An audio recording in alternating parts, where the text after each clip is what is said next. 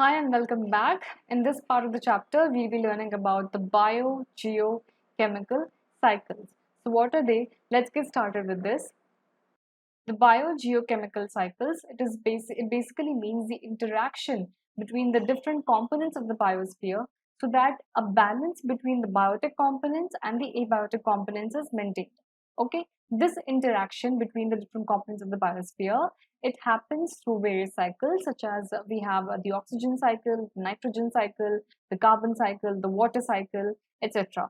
So we will be learning about all these cycles in this part of the chapter.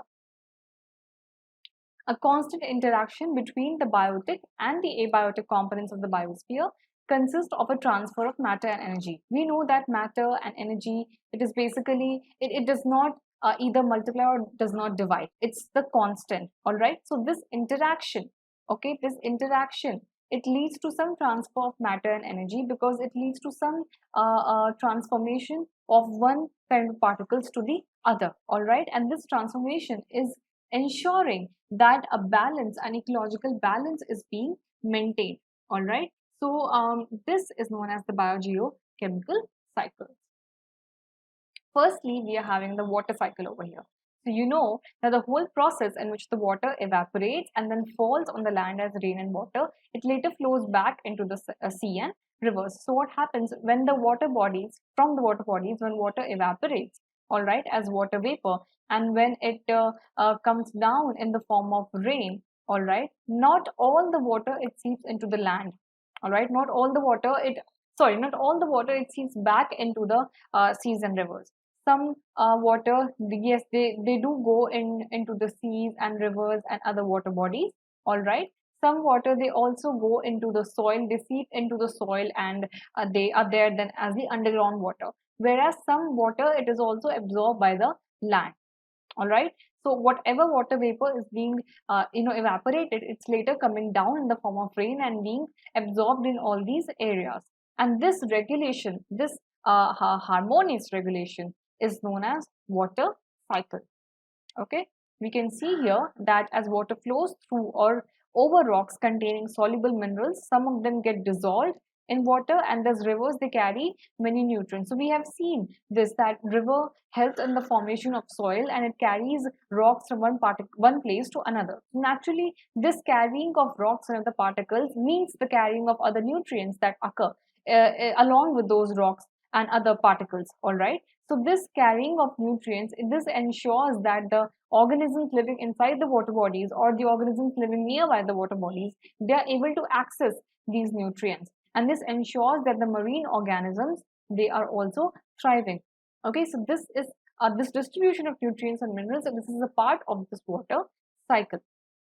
All right, so we have here that water vapor, it evaporates, all right, it evaporates in the form of water vapor, and then then condensation happens to form clouds, tiny droplets and huge droplets, they accumulate, and finally they precipitate in the form of rain, all right, or the water, it is also present, in the form of snow in hilly areas, in cold mountainous regions, all right. Water vapor is also given out via water vapor is also given out via respiration, all right, may not be by us but by plants, because they take up oxygen, they take up carbon dioxide and they give up oxygen, all right.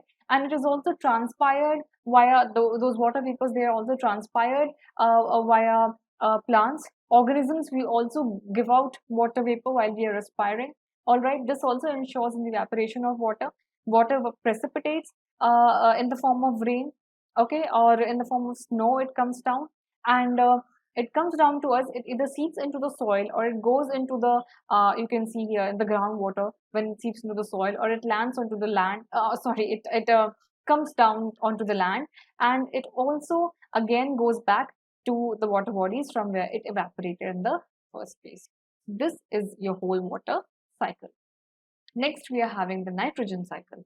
Nitrogen is found in other biologically important compounds such as alkaloids and urea too. So all are very important complex elements are present inside the body, such as proteins or such as nucleic acids, such as DNAs and RNAs. Okay, they are present inside our body in the form of complex nitrogen particles. Okay, and nitrogen that is present in the atmosphere, we cannot directly take up that, we cannot directly absorb that nitrogen and facilitate the production of these complex particles. Rather, there is a process via which this nitrogen is being absorbed by plants in the first place, and then we animals are deriving our nitrogen based on those plant products. Okay, so nitrogen is thus an essential nutrient for all life processes, for metabolic activities, and it is important. But unfortunately, we cannot use the atmospheric nitrogen directly. So then, how do we use it? We use it. Plants use it technically by some nitrogen fixing bacteria. So in the especially in the roots of dicot plants, there are some microorganisms present, and these are present in some root nodules. They are present in some root nodules. All right. So what they do is that the nitrogen that is trapped inside the air that is there inside the soil. All right. These root microorganisms, these nitrogen fixing bacteria, they take up that nitrogen, and a nitrification process then happens. All right, a nitrification process that happens where the atmospheric nitrogen is being atmospheric nitrogen is used to in the formation of some nitric oxide, some nitrates. All right, that is then further utilized in the formation of other complex nitrogen compounds. All right, that is useful for the sustenance. Then there are some biochemical pathways also by which nitrogen is utilized. That is like, as you can somewhat understand, but you can see here in this picture, that during lightning, what happens, that there is high temperature. Okay, during lightning in the upper parts of the atmosphere, there is high temperature as well as there is high pressure. Okay, and this high temperature and this high pressure, this ensures that the atmospheric nitrogen, this atmospheric nitrogen is being converted into nitrates and nitrites. All right, it's being converted into some oxides basically. Okay, some oxides of nitrogen. All right, and then these gaseous nitrous oxides, they either they are being absorbed by those root nodules of those dicot plants, and then they are being again used for the formation of nitrates and other important ammonia related, nitrogen related complex compounds, or they then condense along with water vapor into tiny droplets, and they come down along with rain. And they again, when they come down along with rain, they are again being seeped up into the soil, and they are being used up by those nitrogen fixing bacteria to be transformed into other complex nitrogen compounds. So these are other biochemical pathways by which the nitrogen in the atmosphere is being utilized to convert into nitrates, useful nitrogen compounds, ammonia compounds, and these are then being utilized by human beings as well, by other organisms as well, when they are feeding onto those plant particles. Okay, so thus there is a nitrogen cycle in nature, in which nitrogen passes from its elemental form, that form that is present there in the atmosphere itself, into simple molecules in the soil, where it gets converted to more complex molecules in living beings, and then it is given back. Now these root nitrogen fixing bacteria present in the root nodules, they not only convert the simple nitrogen into complex nitrogen particles, but rather they also give away the rest of the nitrogen back to the atmosphere in that simple process, in that simple form, by the process of denitrification. So like nitrification was the process where the atmospheric nitrogen was being used to form into complex compound. Denitrification is the process where those same bacteria, they're giving back the nitrogen, simple nitrogen molecule back into the atmosphere. So we can see here that nitrogen is in the atmosphere, is being utilized by the nitrification process by nitrogen fixing bacteria. Okay, nitrification is happening where, or somewhere or the other, atmospheric and industrial fixation is also happening. That lightning process, where huge high temperature and high pressure, it aids in the oxidation of nitrogen. All right, so this, the nitrification happen, nitrates, they come. All right, they're being utilized by the plants, and from the process, by the process of denitrification, they're again being given out into the atmosphere. Then nitrogen in the atmosphere, they also form the protoplasm in the green plants, and ultimately the animals, they consume the green plants. So there is also a nitrogen there in the protoplasm of animals. Ammonification is the process where nitrates are being formed into oxides into complex processes known as complex compounds known as ammonia.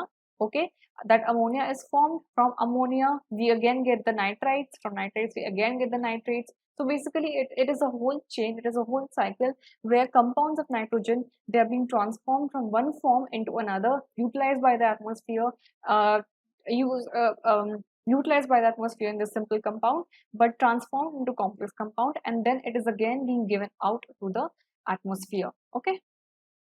Next, we have the carbon cycle. Now, carbon is found in various life forms on the earth.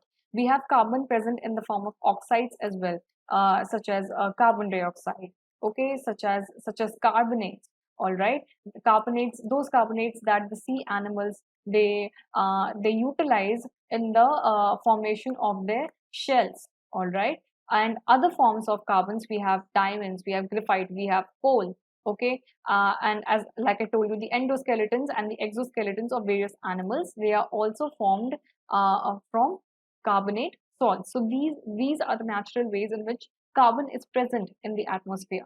Okay, and how is carbon utilized? Carbon is utilized by the process of photosynthesis, where green plants, they in the presence of that green pigment chlorophyll, they utilize the carbon dioxide present inside the atmosphere, and in the presence carbon dioxide plus water, in the presence of sunlight, okay, and other important organisms, other important nutrients from the soil, they convert this into glucose, okay, plus oxygen. All right, so in the presence of sunlight and other important nutrients, and of course those plants that have chlorophyll, that have that green pigment chlorophyll, they utilize the atmospheric carbon dioxide and water vapor, and then they produce glucose and oxygen. So this is the way in which carbon is being utilized. Okay, then the utilization of glucose to provide energy, this is ultimately this glucose that comes, it's being provided, it provides energy to all the living components, be it the plants or be it the animals that are thriving on those plants. Okay, so they take up that glucose, that they take up the carbon that is present in that glucose, and they give out oxygen, in which oxygen may or may not be used, and they convert the glucose into back into carbon dioxide. So what happens is when we are eating, we are basically eating glucose based products, right? So whatever food we are eating that has carbon, okay, and when we are eating, when the digestion has process happens, and when other respiration process happens, so while all this is happening, carbon dioxide is also being released out by uh, all those organisms who breathe in oxygen. Okay, so that the previous slide was the previous slide showed you that how carbon is being utilized by living organisms, and this cycle is where the carbon is being given out back to the atmosphere by the process of respiration. Okay, the other processes by which carbon is also given out is by the process of combustion, because in combustion fossil fuels are burned. Okay, coals, they are being burned. All right, or for example in the presence of forest fires, so heat is being given out, carbon dioxide is being given out, and other unburned or burned particles of carbon, they are being given out, and that is another process by which carbon is given out to the atmosphere. So this carbon dioxide then goes back, carbon dioxide or whatever forms of carbon comes out, it goes back into the atmosphere. So we have the carbon cycle over here, the carbon dioxide in the atmosphere. It is being used up by organic plants to form organic compounds, all right? And from the organic compounds, we also get that petroleum, or, from animals, we get petroleum, or even from plants. From plants and animals both, we get coal, because coal is the solidification of those decaying matters, all right? And the inorganic carbonates like shells, these are being used by organic compounds, okay? So they are being used, and by the respiration and decomposition process, we are giving back carbon dioxide to the atmosphere. Okay, and then there is this other thing over here, that carbon dioxide is also being utilized as dissolved in the water, dissolved carbonates in the water, that is being used to form limestone. Okay, we have this greenhouse effect. Now, what happens is that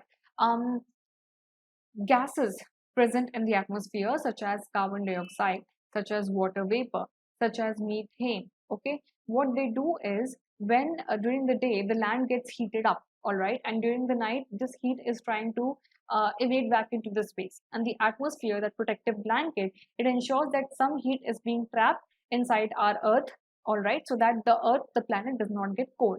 Okay, but the extra presence of gases such as carbon dioxide, water vapor, methane, and other such gases, what they do is that they do not allow they trap the heat uh, they trap the heat inside the atmosphere, inside our earth, and they do not allow the excess heat, the heat that is not required by a planet, they do not even allow them to escape back into the space. So what is happening is that they are trapping heat. They are trapping heat. They are not allowing the excess heat, the extra surplus heat, to be passed away. All right. And of course, when that is blocking the heat to be passed away, the earth, the temperature is getting heated up, all right, and that is how and that is what the greenhouse effect is. So greenhouses are basically houses made up of glasses, all right, that are used in colder regions to preserve plants. As you can see here in this picture, green in greenhouse in greenhouses, this glasses, what they do is they absorb the heat that is being radiated from the sun, but they do not allow the heat to escape, so that the plants inside, they are thriving. Okay, so the term greenhouse effect is given to this atmospheric calamity, this climate calamity, I may say, because all these gases, they are trapping away the extra heat, they are not allowing the heat to escape back into the atmosphere. Okay, and this increase in the percentage of such gases, this allows the heat to get trapped, the surplus heat to get trapped, and this then allows the temperature to increase worldwide. The average temperature is increased all around the earth, and that leads to the greenhouse effect. As you can see here in this picture, sun is radiating heat towards the earth.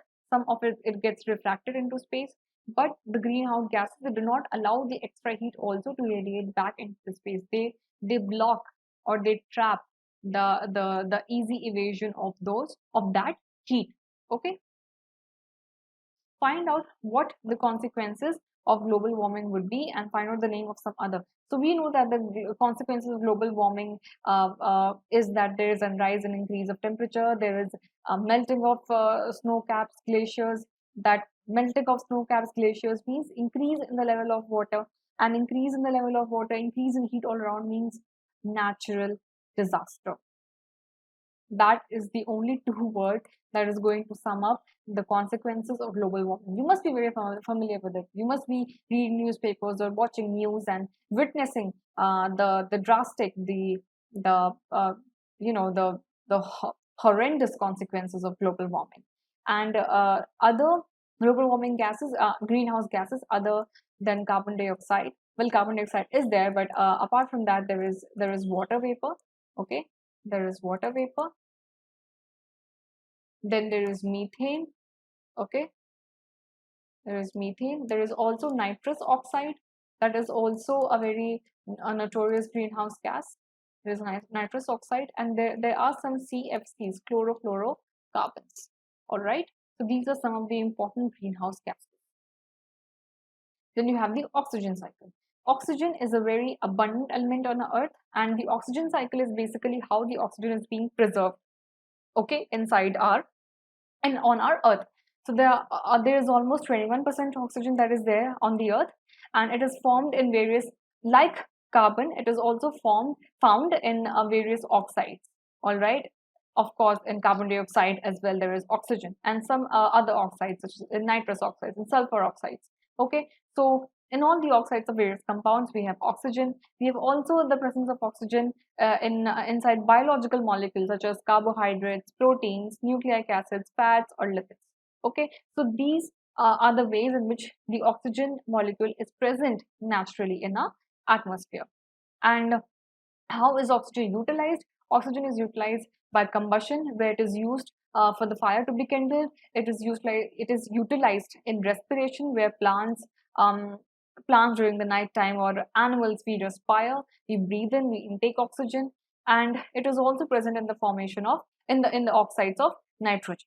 Okay, and oxygen, how is it returned to the atmosphere? The major process that is being returned into that oxygen is being returned back to the atmosphere is through photosynthesis, and this forms the broad outline of the oxygen cycle in nature. So it is being utilized via respiration, combustion, combustion of fossil fuels, combustion of waste, and a combustion of anything. It requires oxygen basically, and it is given back to the atmosphere by the process of photosynthesis. So you have oxygen cycle over here with the atmospheric oxygen that is being utilized by respiration. By respiration, we give out carbon dioxide. Carbon dioxide is utilized in photosynthesis. Uh, uh, Photosynthesis gives back oxygen to the atmosphere and also leads to the formation of some organic molecules. And when we respire, we also respire water vapor. This is your not your water, but rather your water vapor. And that water vapor is also being utilized is utilized via the process of photosynthesis. And um, also, and of course, we are getting oxygen back into the atmosphere via photosynthesis. So these were the important geochemical cycles where we learned about the nitrogen cycle, we learned about the water cycle, we learned about the carbon cycle, and finally we have here the oxygen cycle. We also saw about the greenhouse effect. Okay, in the next part of the chapter, we'll be learning about the ozone layer. In this part of the chapter, we'll be learning about the ozone layer, that oxygen compound that has three atoms of oxygen to form one molecule of ozone, that is not O2 that naturally occurs, but rather O3. And this is also present in our atmosphere. Okay, this is present in the atmosphere of Earth. And how is it important? What is it? What is its relevance? Let's find out. Ozone layer, you can see in our atmosphere, at the upper part of our atmosphere, there is a formation of a layer, okay, a circular kind of ring. Okay, that layer is the ozone layer that provides us protection from the harmful rays of the sun. So unlike the normal diatomic molecule, this naturally occurring element is actually it contains three atoms of oxygen, and it is not stable nearer to the earth's surface. Also, it is poisonous to us. Okay, rather it occurs at very it occurs very away from the surface of the earth, where it occurs in a stable manner, and there it forms a protective layer that protects us from the harmful rays of the sun. It absorbs the harmful radiations from the sun. Okay, this is the function of the ozone layer. It is present in the upper part of the atmosphere, and it protects us from the harmful rays of the sun. You must have heard the UV rays, the UVB rays, UVA rays, okay, and all that. So these are the harmful radiations of the sun that this ozone layer protects us from. But there are certain compounds like CFCs, that is the chlorofluorocarbons, and that is carbon compounds containing both fluorine and fluorine, and other carbon related compounds, even water vapor, okay, that is causing the ozone layer to get depleted, that is destroying the ozone layer. And since this ozone layer is protecting us, is basically filtering out the sun radiation. This ozone layer is basically filtering the sun radiation, and it's only letting the you can say the good rays, okay, or the non-harmful rays, the good rays to pass through, and it is absorbing the harmful rays and it is not letting that pass through. But when we are causing to deplete this ozone layer, like you can see here in this picture, in 1990 it was such a big, this dark blue, navy bluish, inkish layer, okay, and 1980 you can see how much it has depleted, and it's 2021 now, so it must have been depleted to such small layer. Okay, so we are causing the harmful gases, the harmful radiation, not gases, the harmful radiation of the sun to pass through, and that radiation is going to come and attack us. How? Via skin diseases, via skin cancer, via other ailments. All right, so this is ozone layer depletion. And find out what other molecules that are thought to damage the ozone layer. So the other molecules that are thought to damage the ozone layer, they are compounds of carbon. Compounds of carbon that are used as solvents in refrigerators. Okay, so there are some particles known as halocarbons. Okay, and some other refrigerants, solvents. All right. some other refrigerants, some other solvents, other propellants, okay? And of course, there is the chlorofluorocarbon, all right? And there is another compound known as HCFC, hydrochlorofluorocarbons, okay? So all these compounds, they are they are being released out into the atmosphere by industrial use and everything, and they are damaging the ozone layer. They're causing the ozone layer to get depleted, and naturally, when the ozone layer will get depleted, the harmful radiation is going to travel down to us, and it's going to cause ailments, it's going to cause diseases. You must have heard, along with the lines of global warming and greenhouse gases, that newspaper reports, they also talk about the depletion of the hole in the ozone layer. So we saw that that small diagram in the previous slide, right? In 1980, the hole or the depletion was so less. So it's 2021 now. Imagine how wider this hole must be, all right? This hole in the sense that depletion, like if the ozone layer was this thick, say, it must be this now, or maybe even smaller than that. Just an abstract assumption. Okay, so find out whether the size of this hole is changing. It is most absolutely changing, and in what manner scientists think it would affect the earth? Well, it is going to affect life very badly, because if this is depleted, or if this keeps on depleting at this rate, then the surge in the amount of skin diseases, skin cancer, and other ailments is going to rise. And not just skin diseases, but it also affects our eyes, right? It also affects our eyes, it also affects our organs as well. So a lot of ailments related to our uppermost skin layer is going to become more and more prominent if this depletion keeps on happening. What are the different states in which water is found during the water cycle? So there are 3 states of water in which water is found during the water cycle: in the solid state, via the ice that you have in the mountainous regions; in the liquid state, in the form of water, okay, that you found in the rivers and oceans and all that; and in the gaseous state, that you found in the water vapor, that the water that is being evaporated from the water bodies, okay. Next, you have what is the greenhouse effect. So greenhouse effect is that effect, that harmful effect, by which some gases that are present in the atmosphere, some gases such as carbon dioxide, such as water vapor, such as methane, okay, such as chlorofluorocarbons, CFCs, such as what else?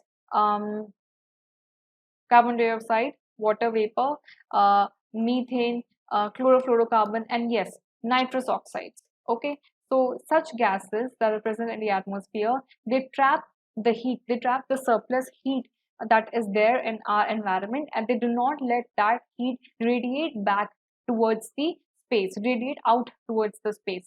So because the heat is getting trapped in our environment, this leads to an increase in the temperature. This leads to an increase in the temperature, and this increase in the temperature leads to global warming, and that is our greenhouse effect. Okay. What are the 2 forms of oxygen found in the atmosphere? So we know those 2 forms of oxygen. First is the diatomic molecule, which we breathe in, okay, and next is the triatomic molecule, that is our ozone layer. All right, this is our ozone present in the topmost layer of the atmosphere, protecting us from the harmful radiations of the sun. Name 2 biologically important compounds that contain both oxygen and nitrogen. So we know that there are complex molecules such as proteins and complex molecules such as nucleic acid, DNAs, or RNAs. Okay, they are very complex molecules, but they are important biological compounds. Okay, and important also in respect of our metabolic activities and our genetic coding. And both of them, they contain oxygen as well as nitrogen. The last question that we have over here is, list any 3 human activities which would lead to an increase in the carbon dioxide content of air. Okay, so we know that carbon dioxide content of air is increased by combustion. Combustion of what? Combustion of say coal that is being used in industries. Okay, and then we also know that there is combustion of fossil fuels that is taking place, and this combustion of fossil fuels also result in the in an exothermic reaction, where a huge amount of heat is being radiated and carbon dioxide is also coming out. Not just carbon dioxide, but other elements of carbon, burnt and unburnt carbon particulates. Okay, and deforestation. Sorry, deforestation. So when you are cutting down trees, when there will be no more sufficient trees, then how will the carbon dioxide in the atmosphere be taken up? Because photosynthesis, if you may remember, photosynthesis is the most important process by which carbon dioxide is being taken up, is being taken up, okay, from the atmosphere, and is being utilized for the production of glucose and other important elements. Okay, so photosynthesis is trees are responsible for photosynthesis, largely speaking. Okay, green trees, chlorophyll pigmented trees. Okay, leaves. So when they are not there, when we are cutting down trees, then how will this carbon dioxide be taken up from the atmosphere? Okay, so these three activities, these three human activities, they are majorly responsible for the increase in the carbon dioxide content of air.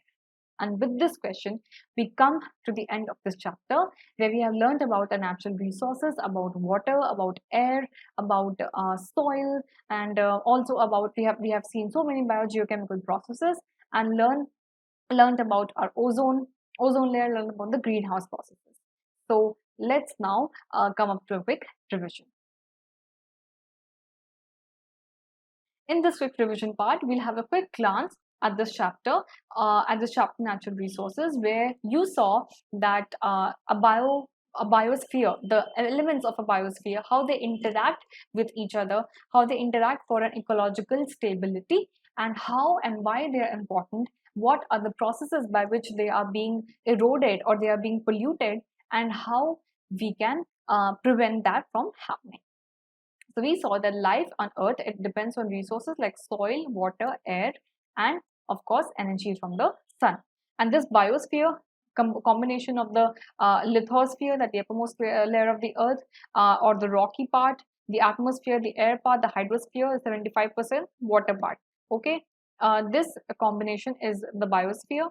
Okay, and breath of air, of course, there is the important constituents of air, such as 78% of nitrogen and 21% of oxygen, and rest other compounds such as carbon dioxide, argon, helium, neon. They are present in lower quantities, but this exact ratio is very crucial, and it's very important for the sustenance of life and lively beings on Earth.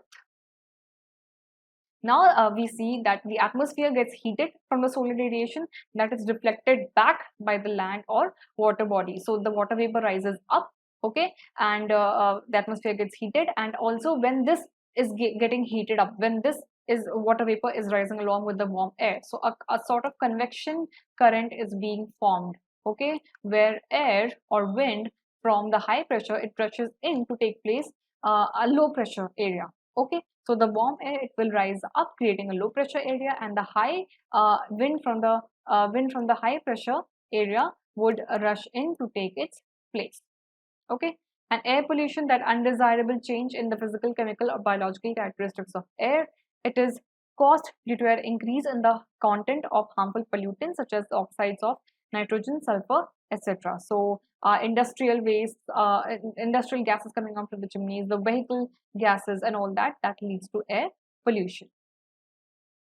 Then we saw that a simple molecular nitrogen from the atmosphere is converted into more complex. Nitrogen cycle is important, where from the nitrification process, the nitrogen is from the atmosphere is being converted by those nitrogen fixing bacteria to important nitrates and ammonia, and by the process of denitrification, it is further being released into the atmosphere as nitrogen. And there is also that lighting process, where during that lighting, when that lighting is happening in the presence of high pressure and high temperature, nitrogen in the atmosphere is being converted into nitrates and given out to us via rain or via gaseous particles.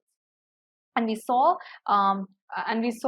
the important cycles of carbon, of oxygen, okay, that, and both of them, they are essential for the synthesis of proteins, carbohydrates, fats, nucleic acids, and vitamins in living organisms, and they have a sort of balanced cycle, because the amount of carbon and oxygen that we are taking in via, say, photosynthesis and respiration respectively, it is also being given out via combustion or again via respiration processes.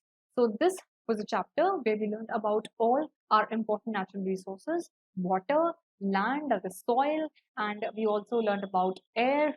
Okay, we went through all of their we went through all of their pollutants. We learned about the pollutants. We learned how they are being how soil is being eroded. We saw the important biogeochemical changes. Then we also had a look at the important ozone layer, okay, about the greenhouse gases and everything. So this chapter helped us learn about our environment more meticulously, more advancedly. Okay, so I hope I was able to justify this, and thank you so much for joining me here on Study Room. I'll be meeting you for further more chapters. Till then, study well and take care.